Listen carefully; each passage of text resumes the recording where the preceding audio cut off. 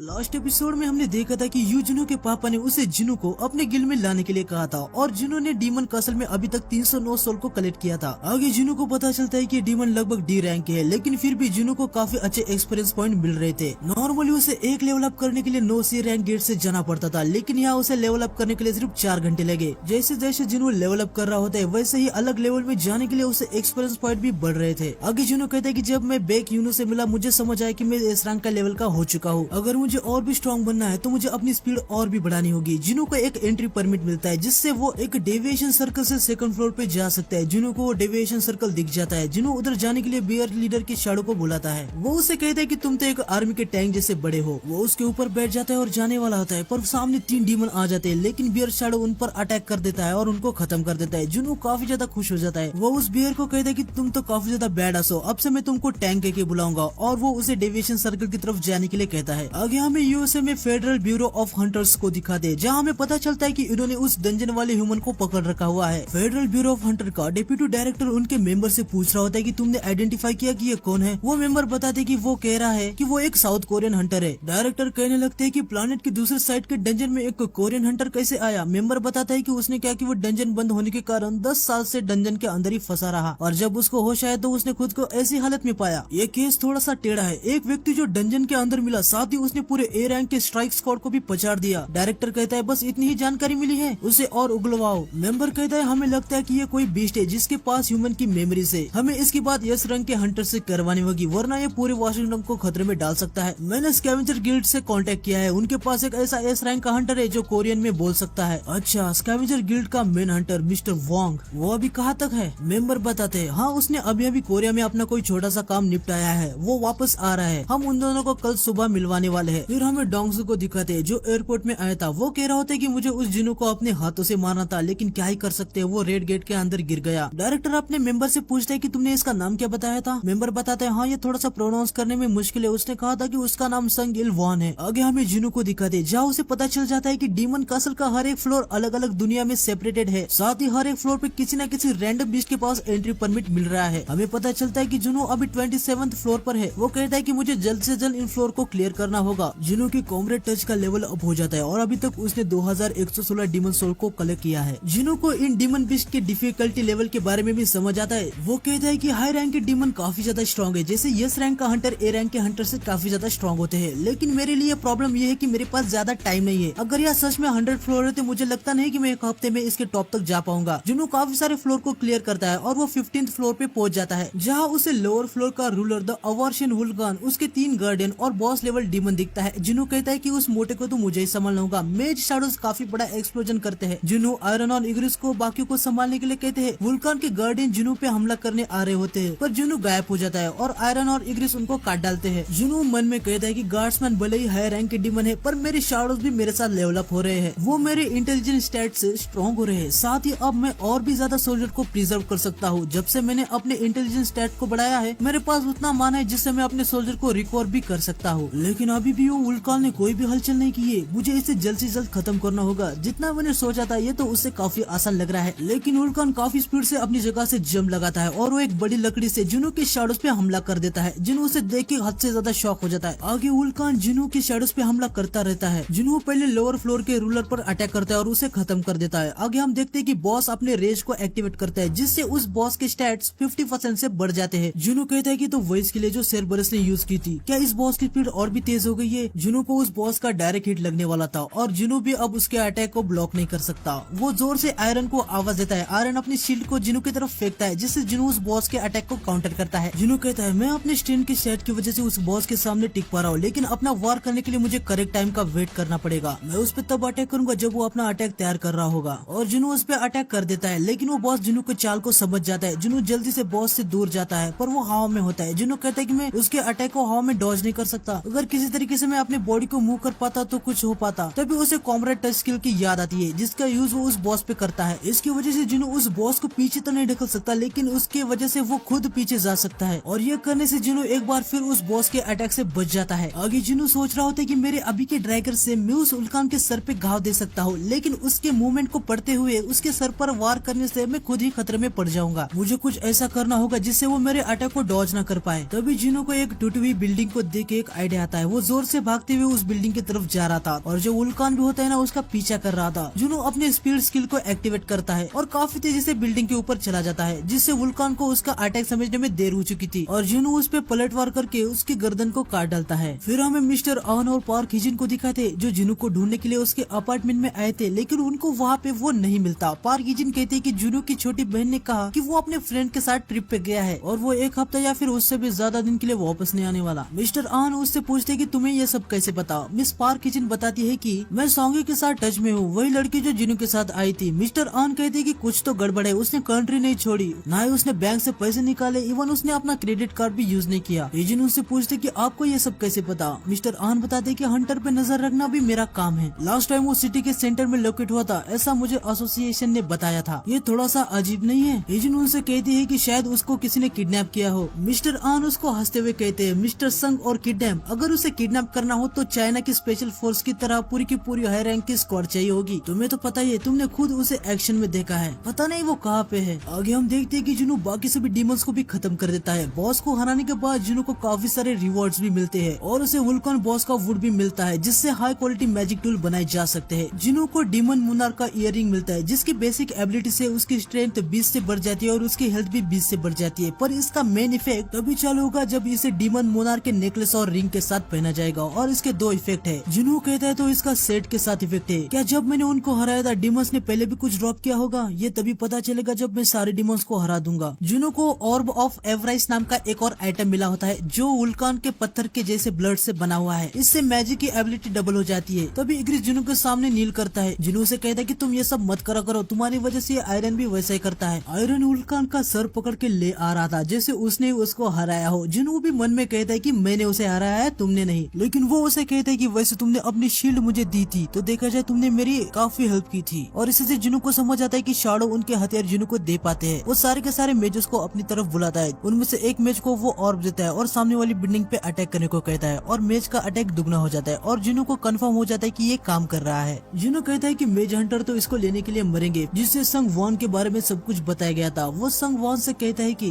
एक magic beast जो human से कम्युनिकेट कर सकता है और सारी भाषाओं में उसे कोरियन ही आती है। संग वॉन डोंगसी से कहते हैं कि देखो मैंने पहले ही सबको बताया कि मैं कोई बीस्ट नहीं हूँ, अगर तुम्हें मेरे आइडेंटिटी पे कोई शक है तो तुम मेरा डीएनए टेस्ट भी कर सकते हो। डोंगसू से कहता है कि तुम्हें मेरे साथ कोऑपरेट करना चाहिए क्योंकि मैं तुम्हें जज करने वाला हूँ कि तुम ह्यूमन हो या बीस्ट। संग वॉन कहते हैं कि ठीक है। डोंगसू से कहता है कि तुम्हें तो डंजन के अंदर मर जाना चाहिए था, आखिर तुम डंजन के अंदर 10 साल कैसे बचे? क्या तुम अनडेड का पार्ट हो? संग वॉन कहते हैं कि नहीं। आगे डोंगसू उनसे पूछता है कि क्या ये पॉसिबल है कि अगर कोई डंजन के अंदर मर जाए तो वो वापस फिर से जिंदा हो सकता है जैसे तुम? डोंगसू मन में कहता है कि अगर ऐसा मुमकिन होता है तो मेरा भाई भी। लेकिन संग वॉन कहते हैं नहीं, ये नामुमकिन है, जो मर गया है वो फिर से जिंदा नहीं हो सकता। चलो मुझे भी तुमसे एक सवाल करना है, गेट्स और मैजिक बीस्ट के बारे में तुम्हें कितना पता है? डोंगसू कहता है कि क्या तुम ये कहना चाहते हो कि उसके बारे में हमें कुछ पता नहीं? संग वॉन उन्हें बताते हैं कि पावरफुल फोर्स अभी अभी जागी है और वो अपने साथ बहुत ही ज्यादा भयंकर डिस्ट्रक्शन लाने वाली है। डोंगसू से कहता है तो तुम उस डिस्ट्रक्शन को रोकने के लिए आए हो? आखिर ये भयंकर डिस्ट्रक्शन क्या है जिसके बारे में तुम बता रहे हो? संग वॉन उसे कहती है कि मैं अभी तुम्हें ये नहीं बता सकता। डोंगसू कहता है तुम यहाँ डिस्ट्रक्शन को रोकने आए हो और तुम हमें इसके बारे में नहीं बता रहे हो। मुझे कोई आइडिया नहीं कि तुम क्या कह रहे हो, लेकिन तुम्हें पता भी है कि हमारे पास कितनी तादाद में हंटर्स है। संग वॉन उसे बताते हैं कि उस जैसे फोर्स के सामने नंबर्स किसी भी काम की नहीं है। पूरे के पूरे हंटर्स को भी एक साथ लाओगे तभी भी उसे नहीं हरा पाओगे। तुम खुद भी तो एक ठीक ठाक हंटर हो, तुम्हें ऐसी चीजों के बारे में पता होना चाहिए। ये सुनकर डोंगसू उन्हें कहता है कि तुमने मुझे कमजोर कैसे समझ लिया? आगे डोंगसू संग वॉन की आइडेंटिटी को देखता है और उसे कहता है कि तुम ये कहना चाहते हो कि तुम बस अकेले हो जो उस डिस्ट्रक्शन को रोक सकते हो? तुम बस मेरा टाइम वेस्ट कर रहे हो। आगे डोंगसू मन में कह रहे होते इसका नाम है संग इज वॉन। ये तो दिख इस फोटो की तरह ही रहा है, बस इसके बाल थोड़े से ज्यादा है। फिर भी डंजन के अंदर इतना टाइम रहने के बाद भी इसकी उम्र ज्यादा नहीं बढ़ी। फिर वो संग वॉन से कहता है कि देखने से लग रहा है तुम्हारे एक्सपीरियंस तो काफी अच्छा है, अगर तुम आज के हंटर होते तो अच्छा खासा कमा लेते। अभी तो रैंकिंग सिस्टम भी आ गई है, हाई रैंक के हंटर जो मेरी तरह है वो अच्छा खासा कमा लेते हैं। तुम्हारी वाइफ का नाम पार्क क्यों है और तुम्हें 2 बच्चे भी है और तुम्हारे बेटे का नाम। ये देख के डोंगसू शॉक हो जाता है। वो संग वॉन से पूछता है कि क्या तुम्हें तुम्हारी बेटी का नाम याद है? संग वॉन बताते कि हाँ उसका नाम है जिन्हा। डोंगसू फिर उसे अपने बेटे के नाम पूछता है। संग वॉन बताते उसका नाम है जुनू। और ये सुन के भाई डोंगसू एक अलग ही क्रीपी तरीके की स्माइल देता है। संग वॉन भी उसे कहते कि आखिर क्या हुआ? डोंगसू उसे कहते कि मुझे अचानक तुमसे दुश्मनी जैसा फील हो रहा है, मैंने तुमसे कहा ना कि मैं हूँ जो सवाल पूछेगा। संग वॉन रेज में आ जाता है और डोंगसू से कहता है कि मुझे जवाब दो। डोंगसू कहता है अगर मैंने नहीं दिया तो क्या करोगे? संग वॉन कहते कि अगर तुमने नहीं दिए तो मैं तुमसे फोर्सफुली देने को कहूंगा। डोंगसू उसे कहता है कि तुम काफी अहंकारी लगते हो, क्यों मैंने सही सही कहा ना। देखा जाए तो ये मुझे अपना दूसरा चांस मिला है। और वो बाहर सबको कहता है कि डेप्यूटी डिटेक्टर ये मैजिक बीस्ट है और ये यहाँ पे अटैक करने वाला है, तो जल्दी से जल्दी इस इलाके को खाली करवा दो। आगे डोंगसू संगवान से कह रहा था कि मैं अभी अभी कोरिया से आया हूँ और मैं जानता हूँ कि तुम्हारे बेटे के साथ क्या हुआ है, वो मर चुका है। यह सुन के संगवान काफी ज्यादा शॉक हो जाते हैं। डोंगसू आगे उनसे कहता है लगता है तुम उसको हेवन में ही मिलोगे। फिर हमें जिनू को दिखाते हैं, उसके सामने काफी सारे डीमंस आ जाते हैं। वो आयरन और इग्रिस को बुलाता है और उनसे कहते हैं कि रास्ता क्लियर करो। आयरन और इग्रिस अपना काम करना शुरू कर देते हैं और जिनू भी काफी सारे डीमंस को खत्म कर रहा होता है। तो आज के एपिसोड के लिए बस इतना ही। आपको एपिसोड कैसा लगा कमेंट सेक्शन में बता देना। नेक्स्ट एपिसोड आएगा कल, तो चैनल को सब्सक्राइब कर दीजिए और बेल आइकन को दबा दीजिए। मिलते हैं नेक्स्ट वीडियो में। सायोनारा।